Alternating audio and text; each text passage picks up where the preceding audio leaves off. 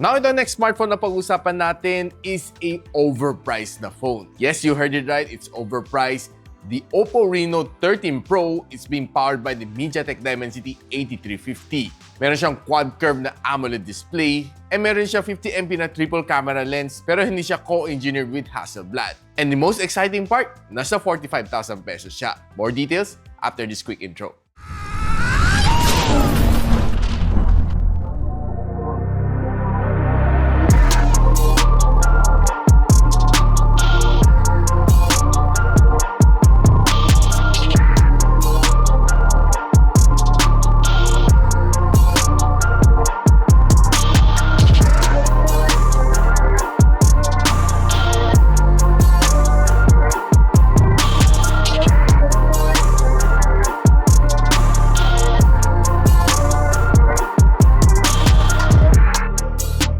Now, si Oppo Reno 13 Pro 5G na may 12 gigs of RAM and a 512 gigs of storage has a base price of 43,999.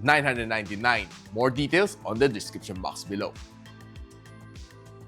Now, pagdating sa kanyang design, wala naman masyadong complaint. The only complaint that I have is that Oppo Reno 13F, Oppo Reno 13 5G, and Oppo Reno 13 Pro magkakamuka ang kanilang likod. There is no distinction between them that makes the Pro variant stand out. Kumbaga, bumili ka ng Pro, pero kamukha niya yung pinaka-lowest variant niya. Except syempre ng kanyang LED flash, medyo may iba ng konti, pero basically they're all the same. Kumbaga, for me, lugi ka kung bumili ka ng Pro variant. Kasi yung 13F, pwede mo nang pagkamalan ng Pro sa likod. Na ang kanyang harap is a AMOLED na quad-curve display. It also has a aluminum side frames, a glass back, and a Corning Gorilla Glass 7i na protection. Holding in my hands, I would say okay naman siya, nothing really special. Sturdy naman ang feel, and magandang skin sa likod is that it's matte finish. So wala kang mapapansin na fingerprint sa likod. Overall, ang kanyang form factor, it's okay. Now, if you're paying around mga 45,000 pesos, you expect a really good processor. Yung mga flagship level or even flagship killer level na processor. Dito, nakaka-disappoint si Oppo Reno 13F because this one only sports the same MediaTek Dimensity 8350 na pareho sa kanyang 13 5G. Yung 8350 is more of a rebranded na 8300 na not much difference pag tinignan natin sila dalawa side by side. And nung chinek ko siya sa Antutu benchmark, nakakuha siya ng 1.30 million points. And ito naman ang kanyang breakdown score. Pagdating naman sa battery, lumaki naman kanyang battery. 5,800 mAh and it can support up to 80 watts na super boost charge. Meron din siyang 50 watts na wireless charging which is a little bit more of a upgrade compared sa kanyang sibling na Reno 13 5G. Honestly, saglit lang ang phone sa akin so hindi ko na fully test ang battery performance nito phone na ito. But honestly, it's almost the same sa 13 5G so I believe that it can last you a whole day. Basta wala kang heavy gaming, kayang-kaya naman ito magtagal.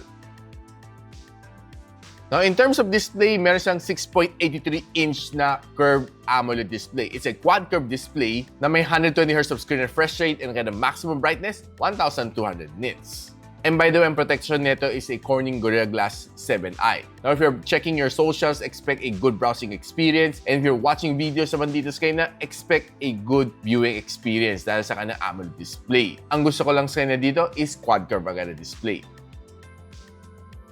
Napag-usapan na natin ang camera performance nito phone na ito. This one has a 50MP na main camera sensor with OIS, 50MP na telephoto lens with up to 3.5 times optical zoom, and meron din siya 8MP na ultra-wide lens na may 116 degrees na field of view, shooting you up to 4K and 60, and meron din siyang selfie camera na 50MP which can shoot you up to 4K and 60 as well. Now, one of the capability dito sa camera ni Oppo Reno 13 Pro 5G is that you can zoom it up to 120 times zoom. So that's one of the highlights dito sa kanyang camera. So we did try to get some samples up to 120 times zoom. So chinek natin. So this is a ultra wide shot. 1 times, 2 times zoom, 3.5, 7 times zoom, 10 times zoom, 20, 30, 60, and 120 times zoom.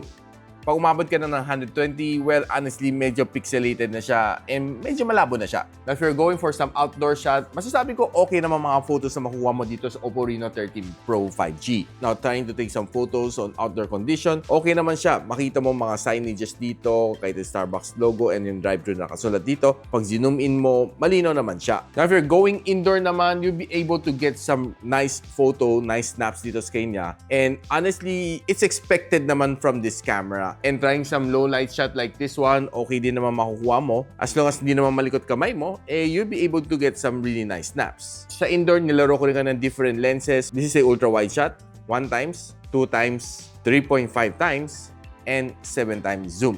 So after zooming for 7 times zoom, malinaw pa rin naman siya.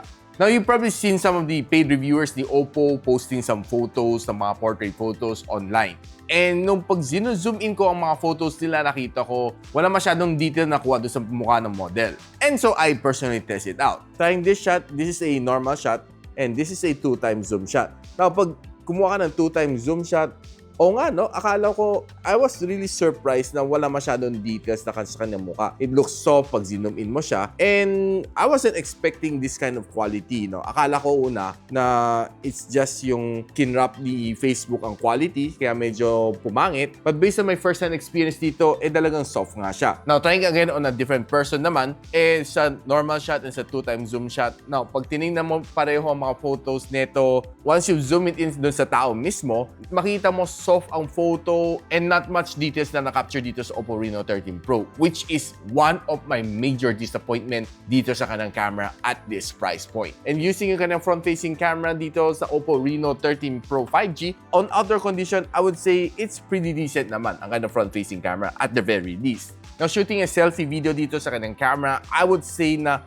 I'm really disappointed dahil the quality is really bad, sobrang soft ng aking mukha, and medyo shaky siya. And honestly, sa mga cameras ni Oppo, they are claiming themselves to be the portrait expert or the selfie expert. Giving me an output like this one is really unacceptable. Na pag ginamit mo naman kanya rear camera, sinabi naman din niya meron siyang OIS. Sobrang shaky tong video na ito. Though the quality is good, pero yung shakiness niya nakakahilo. It's another major disappointment. Now, probably you know na bakit ko sinabi na overpriced to. One, the camera performance is really bad. No, it's not up to my expectation. It would get you some really nice shots on outdoor condition and on indoor condition. Now, pagdating naman sa portrait shot sa mga tao, doon ka madi-disappoint. The selfie video is quite disappointing. And the rear camera taking a shaky video is also equally disappointing. Honestly, if you're just shelling out 44 to 45,000 pesos and getting this kind of a performance, I would say pass. Overpriced ang phone na ito. You can buy something better at this price point. And one of my best recommendation would be this one, si Vivo X200 Pro Mini. Dahil this one, at around 40 to 41,000 pesos, meron ka ng Dimensity 9400, which is a flagship chip from MediaTek. Plus, meron siyang co-engineered with Zeiss. I was really disappointed din at that price point. Wala siyang co-engineered with Hasselblad, si Oppo Reno 13 Pro 5G. Plus, pagdating sa aesthetics, this one looks more of a flagship level looking na phone compared sa Oppo Reno 13 Pro 5G, which is another knockoff copy from the iPhone. Kaya guys, kayo na lang humusga dito sa phone na ito. Are you still willing to buy this phone? Let me know in the comments. Pero kung gusto nyo pa rin bumili ng Oppo Reno 13 Pro 5G, I'll still post the link on the description box below, yung kanyang official link. And if you like this video, don't forget to share it to your friends, and a quick sub to this channel is definitely awesome. I'll see you on my next video. And so, ako para si Richmond, and you're watching Gadget Sidekick. What's up? Like and subscribe to my channel. Don't forget to hit that notification bell. For one of my latest uploads, click the dito. And for one of my popular uploads, click here.